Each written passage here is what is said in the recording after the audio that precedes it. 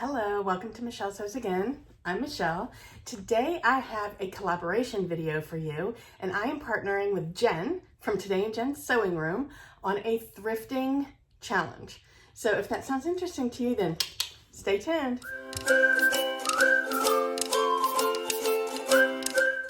Okay, so if you watched my 2022 goals video, if you didn't, I'll link it up here so you can take a look. I talked about how I wanted to do one collaboration a month for the year because when I did Vlogmas, I discovered that many of my favorite makes over the last year came from either a challenge or from a collaboration.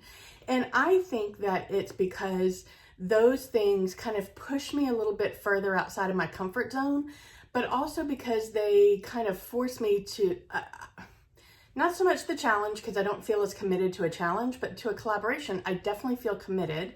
So I follow through and I push myself to work through problems. Whereas if I didn't have the collaboration commitment, then I would give up on something that wasn't working out. It also pushes me to be a little bit more adventurous, which, I mean, I kind of feel like I might already be, but not so much in skills, but in fabrics for sure. Okay, so that is kind of the background there.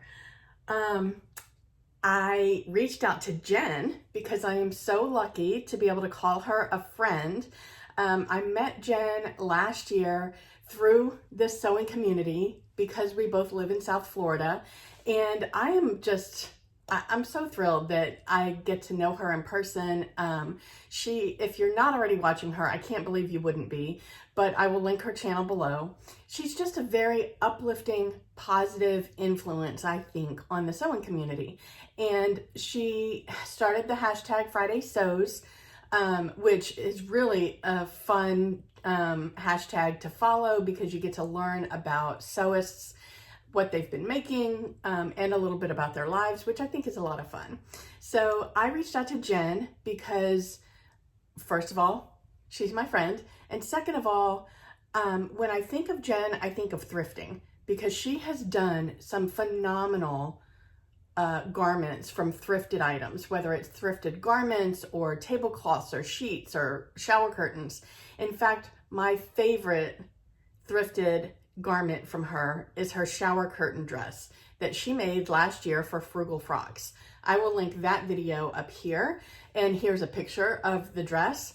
It's just gorgeous. She made the wide strap maxi from Peppermint Magazine with the shower curtain, and it's just absolutely stunning. You would never ever know that it came from a shower curtain.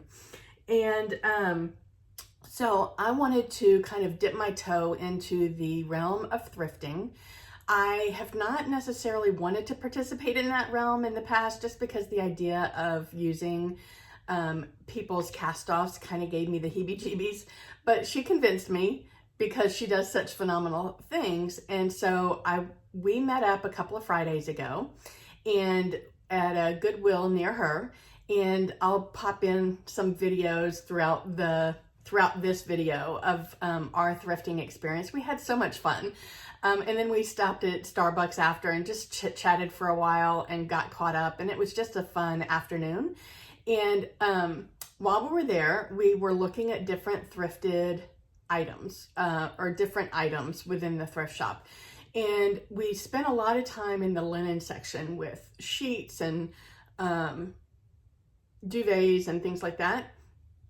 And while we were in there, I saw this row of sheets that were all like colored sheets, solid colors, and they were like side by side. So I was like, oh my gosh. And the colors looked really good together. So immediately my head jumped to color blocking. So I picked up all 4 of those sheets, and it was a red, a coral, a turquoise, and a light pink. So I will get more into that in a little bit. And then I got some other things as well. I bought some men's dress shirts because I have some plans later on to do a version of Blueprint DIY's ruffle shirt, which I'll link here. And that's a really fun dress. I won't make it as short as she did. She looks fabulous in it that short. I would not. But yeah, that looked like a fun project for me as well. So the idea behind our collaboration is that we were going to use thrifted fabric and we're going to use patterns from our stash, from our own personal stashes, and we're going to each do our own spin on this inspiration. So we've got an inspiration top and an inspiration bottom. I'll merge the pictures together here. And the idea was to make a faux jumpsuit, and that's because I have a faux jumpsuit on my Make 9 list for 2022. And Jen also said that she's been wanting to make one. So we thought that would be a great idea. And you can see here that the shirt has the puff sleeves and the pants are a wide leg pant. So I'm going to start with the top. So I'm wearing it. So I also had a second inspiration shot, and I'll pop that in right here. And I came across this and I was like, I feel like I want to do something in that vein. Like, I wasn't trying to copy it exactly. I was just inspired by it. And I loved the color blocking idea. And to be quite frank, I loved the red and the pink specifically. So my goal was to use mainly the red and the pink fabrics with a touch of one of the other colors that I got in the sheets. So I'm going to start with the top. And as you can see in the inspiration shot, it's just a basic bodice, but it's got really voluminous sleeves. So I have a few things in my stash that would work for that, but I zeroed in on the Peppermint Magazine Paddington top. Here's a picture of that design made up. And you can see it's got the voluminous sleeves and just a basic bodice. And then it buttons up the back. So the description of this pattern is that it is a boxy top. It's a boxy crop top with raglan voluminous sleeves. That's essentially the description of it. Now you can lengthen the top, which I'll get into in a minute. And then it's got buttons up the back. And that's basically the top. So it's pretty straightforward.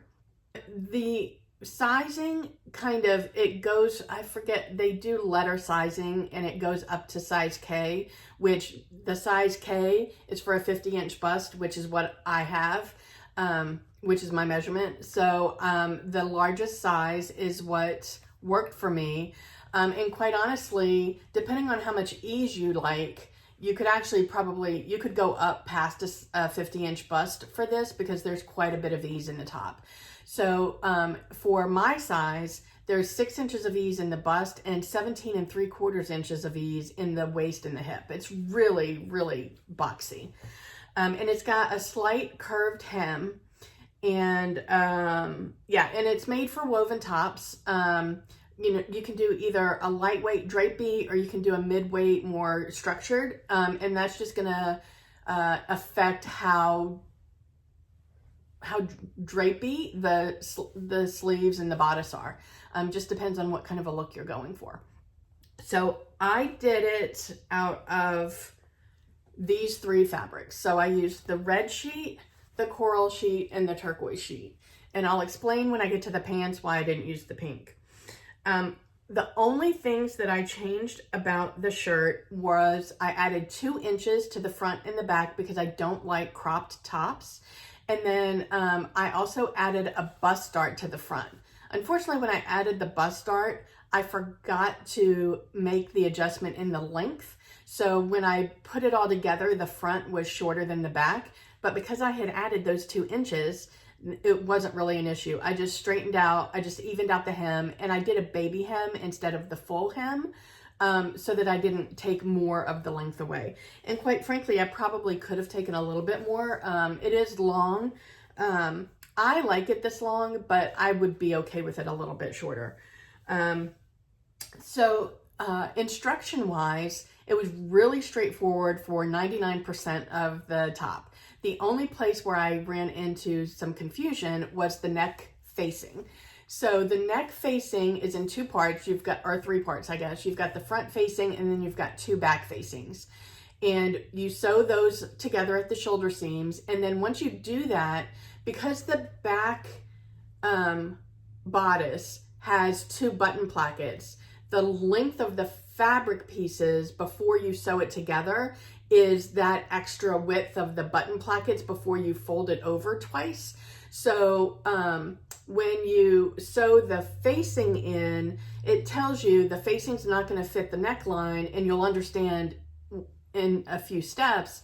Well, I didn't. So I found a tutorial on a sew along on YouTube, handmade by Celia Ann. Her sew-alongs are done very, very well. I looked at the rest of her channel. Unfortunately, she hasn't made any new videos in 5 months, and she doesn't have very many videos in the first place, but I would encourage you to go and check her channel out, and if any of those sew-alongs are something that you've been wanting to make, you should look at her video, because she does a sew-along really, really well. But I followed along. I just jumped to the neckband part, and then the rest of it I followed from the instructions that I got from Peppermint Magazine, and had no problem with any of the rest of it at all. I'm really happy with the way that the top came out.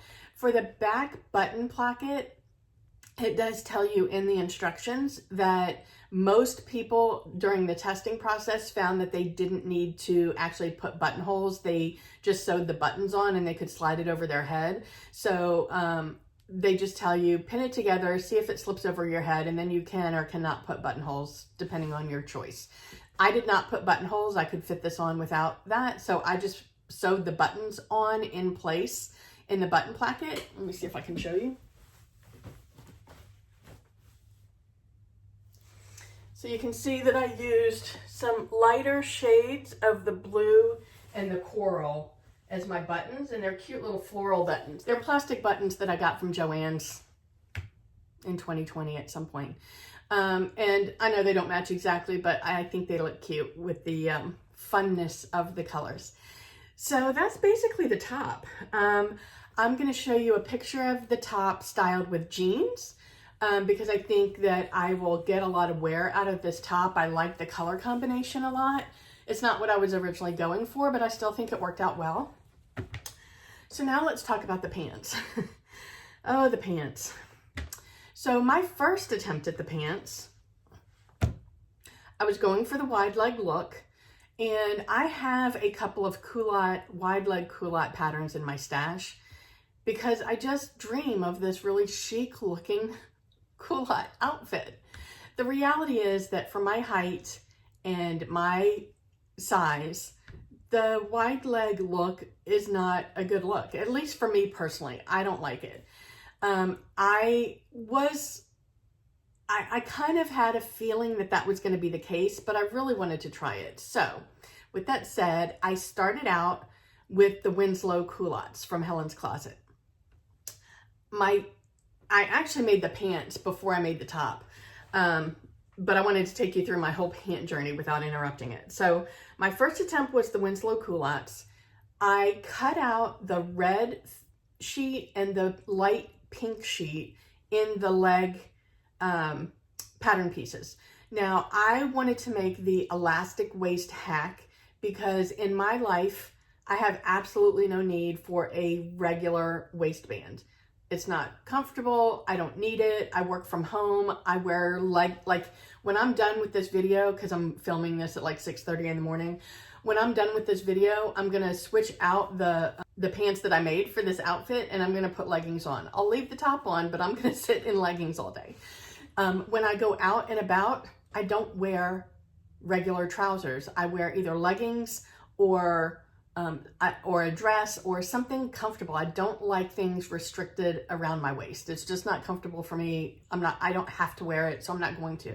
So I was going to make the elastic waist version of the Winslow Culottes. And so I cut out, when I followed the hack, it said, Helen says to take 3 inches. Well, she took 3 inches out of each pattern piece, the long straight side of each pattern piece. Because that when you make the waistband version, you've got this box pleat that I guess is about 3 inches of width once you put it all together. So she was trying to offset that, because you aren't doing the box pleat when you do the elastic waist hack. So I took off the 3 inches. So there were 6 inches taken off of each side when I made these pants. I made view, I believe it's view C, which is the mid calf length. I didn't adjust for my height, So they were actually floor length. The pants did not work for me, you guys. It wasn't suited to me.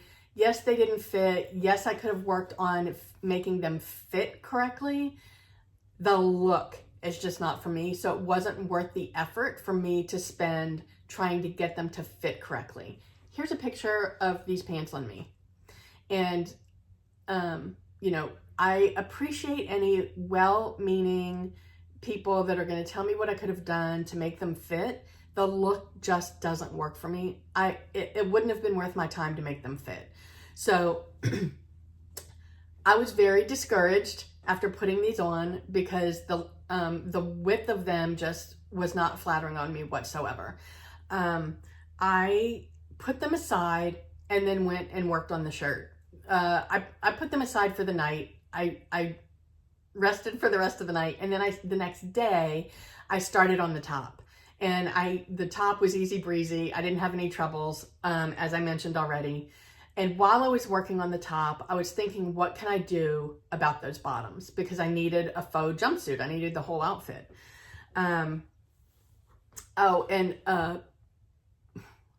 The other thing about when I cut out the fabric for the pants is I used the red and the pink, and that light pink, unfortunately, it was horrible fabric. So I'll insert a picture here. It was like really pilled, like to the max. And so I couldn't use it. So that's why I ended up using the red and the turquoise instead of the red and the pink. I was really upset about that as well because I had this vision for the red and pink. I thought it would look so good. And I like red and turquoise as a color combination. It just wasn't what I had in my head. So that's why you don't see the pink anywhere in my makes.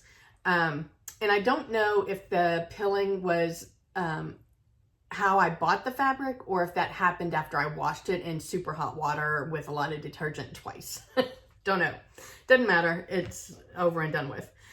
So what I ended up deciding while I was making the top was that I would completely take the Winslow Culottes apart.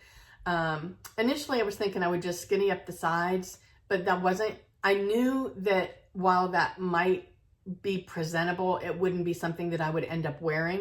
So I thought about just remaking the pants in a different pattern. There was more than enough fabric. So I decided to make the Sinclair Patterns poppy pants. I've made them once before. I made them in some ice dye fabric that I had made. I will link a review to the poppy pants here. I actually made them at the same time that I made a cashmerette Concord tee, and I made the outfit as pajamas. So you'll see both of those in this video. And I went back and looked at that video, and I did recommend to myself to size down.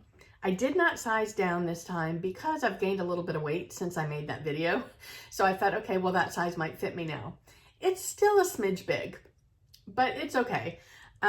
The issue so I'm not going to get into the pants here because I have the review video, but I ended up doing the red and the turquoise, and then for the top I alternated the red and the turquoise sleeves opposite of the red and the turquoise on the front of the pants, and then on the pants I alternated the red and the turquoise on the back, so it's all kind of like offset from each other.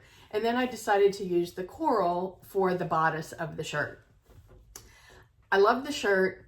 I like the pants. I don't love the pants. I don't like the pants and the shirt together. I feel like I look like a clown. So the outfit wasn't a success, but I feel like each of the pieces were a success. So what I think will end up working, and honestly, I just feel like I look like a clown. It's definitely because of the color choices. I think that these two patterns would actually work really well together as a faux jumpsuit in different fabrics. Maybe not color blocked, maybe not crisscross color blocked, you know, just a solid fabric or all of the same print. Maybe if I color blocked, I would just do the sleeves, but I would do the bodice and the pants in the same fabric. So there's options there. It's not a fail at all. It's just not a successful outfit. So do you agree or disagree? I will, if I haven't already, I will insert a twirl of me in the whole outfit here. But what I do like is I like the top with jeans. So I will insert a twirl of that. I think that I might like the pants with like a denim top, or I've got that denim tie-dye bellbird top. That might look good. I actually pulled that out to give it a try, but I need to iron it and I don't have time before work, so that's not going to happen. But if I do make that happen, I'll put it on Instagram, and if you follow me there, you'll see it. So what have I learned through this process? I love what a collaboration does for me, because if I wasn't committed to posting this video on the 25th at 4 o'clock for Jen, then I would have given up after the pants didn't work. And I probably wouldn't even have gotten to the top, because I would have been frustrated and disgusted, and I just would have thrown it in the corner and moved on to something that I thought would be more fun. So I'm glad that I did the collaboration, because it forced me to push through, do some problem solving, and ultimately I ended up with two nice pieces of garment, or two nice garments. They just don't work together, which is okay. The second thing that I learned is I definitely need to fully review fabric before I leave a thrift store. So that pink fabric, I don't know if that was pilled when I left the store or not, but I would have, if it was, then I wouldn't have picked it up, and I would have had a completely different vision for this outfit. I also don't love this turquoise fabric. It ends up looking fine, but it's a polyester. I don't like the feel of it. I didn't like working with it. So I'm definitely going to stick with natural fibers when I go to the thrift store. The third thing that I just said that, no more synthetic sheets. The fourth thing that I learned is no more wide leg pants. I've got to give up on that. I do have a couple of patterns that I don't know what to do with PDF patterns that I've already bought, because you can't de-stash PDF patterns on like de-stash sites. So that's the only negative about the PDF patterns, is that if you buy one and then you don't end up using it, you've just wasted money. That's a little bit of a bummer, because I have a couple of them, but I'm not going to make them. All right. So, and then one of the things that I think was a big takeaway for me is that starting over is not as big of a time suck as I always imagined it to be. So the fact that I started over on those pants, I mean, within a weekend, I went from having a really horrible pair of pants to a cute, usable pair of pants. And in the past, when I failed at that first one, I just would have given up and moved on to something else. So pushing through something that frustrates you is definitely worth the time. And also, the last thing that I learned is I don't need to spend time perfecting the fit of a pair of pants, because I just don't wear them that often. So I have perfecting the fit of a pair of pants on my Make 9. I'm going to switch that. I'm taking it off of my Make 9 because it's not that important to me. What is important to me is perfecting an FBA. I put the bust darts in here, but this shirt definitely could use some additional fitting. And so I think perfecting an FBA, I will get a ton of use out of, because I need it on practically every top and dress that I make. There are a handful of patterns that have different cup sizes, but the majority of them don't. So it's definitely a skill that I need to have in my repertoire, that I don't have to go to a YouTube video or a book every time I need to do one. I need to just have that process ingrained in me so that I know what I'm doing. And I have taken a class from Cashmerette. It was a really good class. I just need to do it a couple of more times so that the process is just like set. And basically I have two more things I want to leave you with. I want to enter this in the Juicy January Make a Garment a Month Sew Along Challenge on Instagram. It's hosted by Sue Stoney and Susie Sewing in Spain. And it's co-hosted by Ruthie from So Many Flowers, who's one of my Instagram friends. And they have a challenge every month. I put it in my challenge roundup. I will link to that video here. And basically you make a garment every month, and they have a theme every month, and they are very generous with how you can interpret the theme and still participate. And there's always prizes. And this month and every month they have a guest host. This month's guest host is Ruthie from So Many Flowers. She is a delight. You need to follow her on Instagram. She makes the most beautiful garments, and she is kind of like me, where she loves a lot of color and print. So her theme this month was Juicy January, and it was fruit inspired. So you can either take it literal and do a fruit print garment, or you can be a little bit more liberal, and I'm doing it as these colors make me think of juicy things. So if you look at it, like the red can be strawberries or cherries or tomatoes, and the coral is like peaches or kumquats or something. And then the blue, it's not a blueberry blue, but I had looked up some blue fruits, and there was one, the blue marble fruit. I'll pop a picture on here. Maybe, does that look close to you? I don't know, tell me. So the bottom line is I had a lot of fun, even through my frustrations, working on this collaboration with Jen. We went back and forth in text messages and everything on our outfits, and I enjoyed the whole process. And I think I ended up with 2 really nice garments, even though I'm not going to wear them together. So tell me what your thoughts are. Do you like the top? Do you like the bottoms? Do you like the outfit? And or do you agree with me and think that it's a little bit too much altogether and they're fine separate? Let me know your thoughts. If you've made either one of these patterns, let me know what your experience was in the comments. And wherever you are, I hope the weather's amazing. I hope you're able to get some sewing in. If you liked this collaboration video, then check out this playlist here of a couple of other collaborations that I did last year. Thanks so much for joining me. I will see you next time. Bye.